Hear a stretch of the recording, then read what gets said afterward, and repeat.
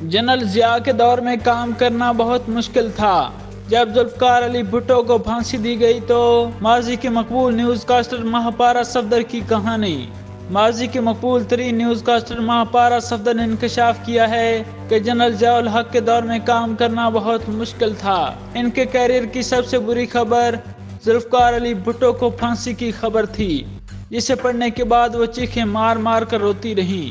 मेरा ख्याल है सिर्फ मैं नहीं रोई, बहुत लोग रोए थे। मीडिया पे तो बहुत ही लोग रोए थे और ये मैंने इसमें मंजर भी लिखा है, आप ज़रूर सुनिएगा, कोई पढ़ के अगर सुनाए आपको, कि बहुत ही अजीब खामोशी और उदासी का आलम था कि कोई कुछ कह भी नहीं सकता था। खौफ इतना था कि सब ये जाहिर कर रहे थे हम लोग कि हम बहुत नॉर्मल हैं, हमें कुछ नहीं हुआ। महापारा सफदर 1990 तक पाकिस्तान टेलीविजन से वाबस्ता रहीं, जिनका शुमार मकबूल तरीन न्यूज़कास्टर में होता था। आवाम की अक्सरियत सिर्फ इन्हें देखने की खातिर ही रात 9 बजे का खबरनामा सुना करती थी। पीटीवी छोड़ने के बाद वो बीबीसी उर्दू से वाबस्ता हो गईं। महापारा सफदर ने अपनी यादों पर मबनी किताब मेरा ज़माना मेरी कहानी शाया की है, जिसका पहला हिस्सा वालिदैन और बहनों के साथ इनके बचपन, तालीम, खानाबादी और रेडियो के इब्तदाई दौर के वाक़यात पर मुश्तमिल है। दूसरा हिस्सा इनके रेडियो और पीटीवी पर गुजरे हुए भरपूर वक्त, मुल्क की सियासत और इस दौरान होने वाले दूसरे बहुत से मुख्तलिफ वाक़यात पर मुश्तमिल है।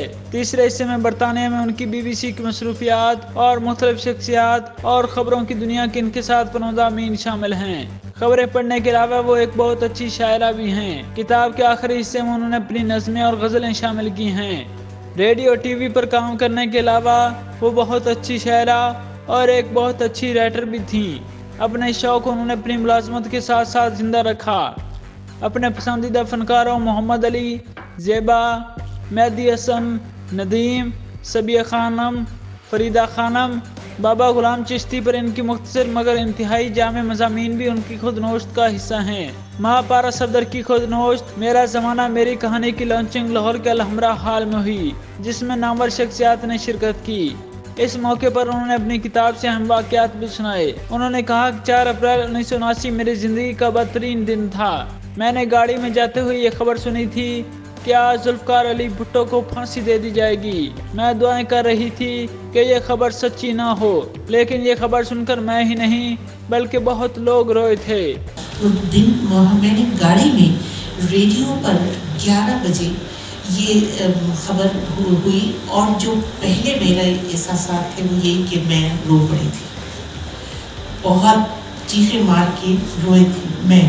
तो मेरा ख्याल है सिर्फ मैं नहीं रोई, बहुत लोग रोए थे कि बहुत ही अजीब खामोशी और उदासी का आलम था कि कोई कुछ कह भी नहीं सकता था। खौफ इतना था कि सब ये जाहिर कर रहे थे हम लोग कि हम बहुत नॉर्मल हैं। अब ये एहसास होता है कि कम से कम हमको कुछ तो उस वक्त रिएक्शन जाहिर करना चाहिए था, लेकिन अफसोस कि भुट्टो साहब के मरने पर मीडिया में कम से कम कोई रिएक्शन नहीं हुआ। लेकिन अब एहसास होता है कि हमें उस वक्त कुछ तो कहना चाहिए था। उन्होंने बताया कि फांसी की खबर पढ़ने के बाद मैं बहुत देर तक ज़ारो कतार रोती रही। महापारा सफदर ने कहा कि मुझे जो खबर ना पढ़ने की हमेशा खुशी है वो जनरल जिया के त्यारे हादसे की थी। चीफ एडिटर ने मुझे खबर पढ़ने से सिर्फ ये कहकर रोक दिया। मैंने हैरान होकर पूछा क्यों, मैं क्यों नहीं? शर्मदारी ने कहा दीदी आप लोगों ने मेकअप वगैरह किया होता है ना, ये बड़ी संजीदा खबर है तो अच्छा नहीं लगता, ये तो मर्द ही पढ़े तो बेहतर है, इसलिए ये खबर अजहर लोधी पढ़ेंगे। इस दिन पीटीवी पर खबरनामा नहीं बल्कि ज़ियानामा पढ़ा गया, क्योंकि हर तरफ जनरल जिया का ही जिक्र था। महापारा सफदर ने मजीद कहा कि जनरल जिया के दौर में काम करना बहुत मुश्किल था। मुआशरे में आम लोगों की ज़िंदगी बहुत दुश्वार थी, जिसका अंदाज़ा इस बात से लगाया जा सकता है कि ड्रामा सीरियल दरिया में उस्मान पीरज़ादा और सुमीना पीरज़ादा मियाँ बीवी का किरदार अदा कर रहे थे। ड्रामे की कहानी एक ऐसे मोड़ पर पहुंची जब शौहर एक मंजर में बीवी को 3 बार तलाक तलाक तलाक कह देता है। बस फिर क्या, कुछ लोगों ने इस सीन को मजहबी इशू बना दिया और ड्रामे के इस सीन ने मियाँ बीवी के लिए मुश्किलात खड़ी कर दी। उनके खिलाफ फतवा दे दिया गया और अखबारात में लिखवाया जाने लगा कि इस जोड़े की तलाक हो गई है, अब ये हलाला करें। महापारा का मजीद कहना था کہ ماضی میں میرٹ پر کام ہوتا تھا، پی ٹی وی پر اردو تلفظ کا بہت خیال رکھا جاتا تھا، لیکن اب چینلز پر اردو کا جو حشر کیا جا رہا ہے وہ سب کے سامنے ہے۔